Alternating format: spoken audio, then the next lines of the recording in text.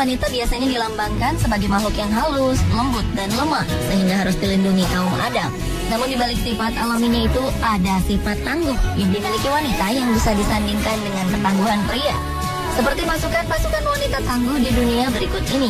Walau mereka wanita, tapi kaum pria sepertinya harus berhati-hati saat berurusan dengan mereka jika tidak mau terluka. Bagaimana kekuatan pasukan wanita tangguh ini? Dan sehebat apa mereka? Berikut perbandingannya.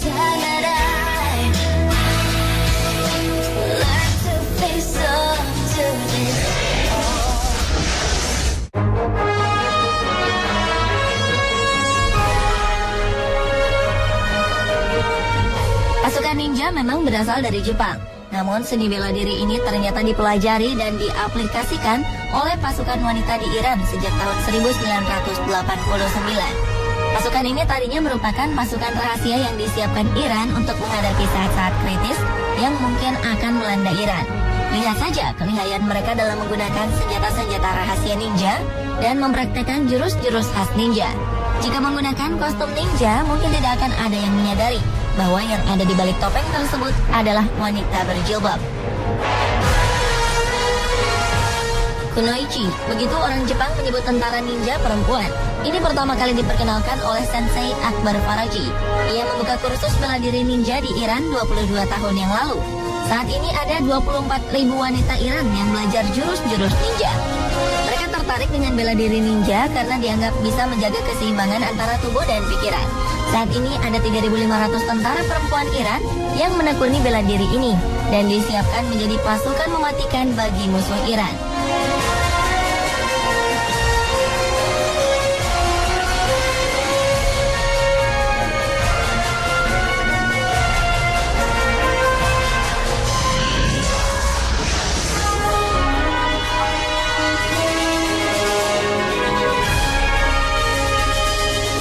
Sejak perang saudara di Suriah pecah, kehidupan wanita di negara ini banyak berubah. Mereka tidak lagi hanya bertanggung jawab mengurus keperluan anak dan rumah tangga, namun mereka juga merasa bertanggung jawab menjaga keamanan keluarga dan negaranya. Salah satu kota di Suriah yang bernama Aleppo misalnya, ada sebuah unit tempur yang seluruh anggotanya adalah perempuan. Kalau pasukan ninja wanita di Iran masih dipersiapkan menjadi tentara garis depan, pasukan ini sudah berada di garis depan untuk berperang.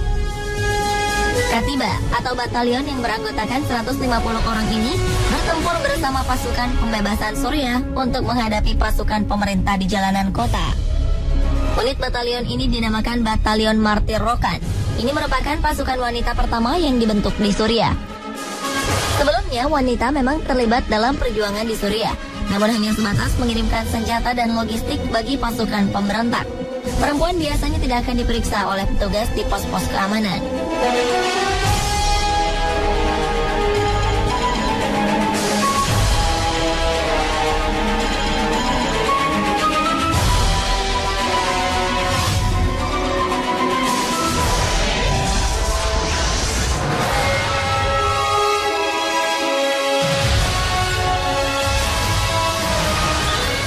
Pasukan wanita lain yang tak kalah tangguhnya adalah pasukan bodyguard di Mesir. Kemampuan mereka bertarung tidak boleh diremehkan. Selain bertarung, wanita-wanita ini juga dilatih untuk mengintai dan memperkirakan keadaan bahaya yang mungkin akan terjadi. Tugas utama pasukan bodyguard Mesir ini adalah mendampingi klien perempuan kaum jaksat di Mesir.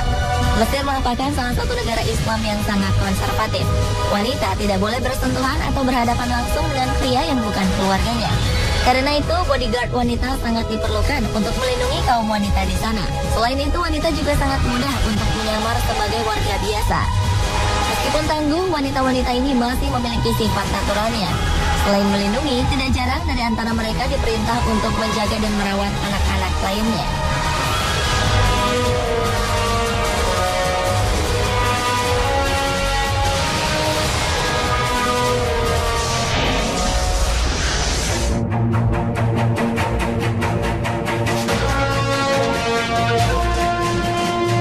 Setelah diktator Libya Muammar Gaddafi tewas, pasukan pengawal wanitanya menjadi berita yang sangat menarik perhatian dunia.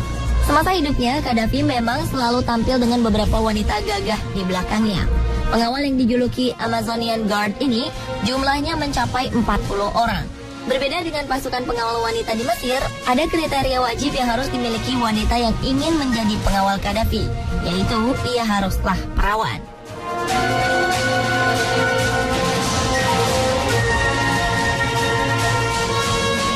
Qaddafi memilih wanita perawan menjadi bodyguardnya karena dianggap lebih peka terhadap keadaan bahaya yang mengancam keselamatannya. Selain perawan, wanita-wanita ini juga akan dibuat mandul agar bisa fokus dengan tugasnya. Sebelum menjadi pengawal resmi, para wanita polos ini akan dilatih keras sehingga memiliki fisik yang tangguh, kemampuan bertarung yang kuat, dan penggunaan beberapa senjata mematikan. Bayangkan saja, seorang pengawal wanita Qaddafi mampu mengalahkan seorang pria bertubuh besar dan ahli bela diri hanya dalam hitungan detik. Kalau pasukan bodyguard Mesir bekerja untuk memperoleh penghasilan, sebagian besar pengawal Qaddafi bekerja atas loyalitasnya kepada sang diktator. Mereka rela mengorbankan jiwa dan raga untuk tugas pengawalan. Pada hari kematian mantan pemimpin Libya ini, salah seorang pengawalnya terlebih dahulu menyodorkan badannya agar Qaddafi tidak terkena peluru dari para pemberontak.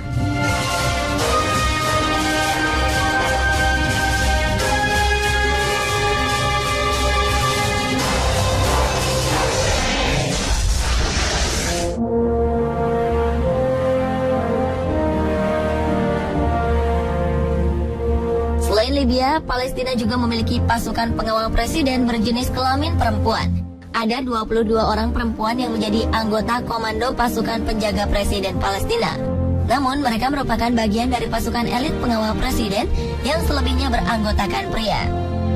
Wanita-wanita tangguh ini direkrut dari sebuah akademi kepolisian dan akan dilatih lagi sehingga keterampilan mereka di bidang pengawalan semakin terasah. Pasukan ini dibentuk saat masa pemerintahan mantan pemimpin Palestina Yasir Arafat. Namun pada saat itu tugas mereka tumpang tindih. Selain menjaga keamanan, mereka juga melaksanakan tugas-tugas administrasi. Kalau bodyguard Qaddafi hanya mengawal satu orang saja, pasukan pengawal presiden Palestina ini juga bertugas mengawal pemimpin-pemimpin dunia yang sedang berkunjung di Palestina.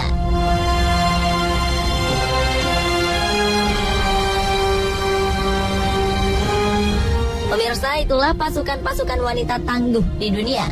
Menurut Anda, manakah yang paling tangguh di antara mereka?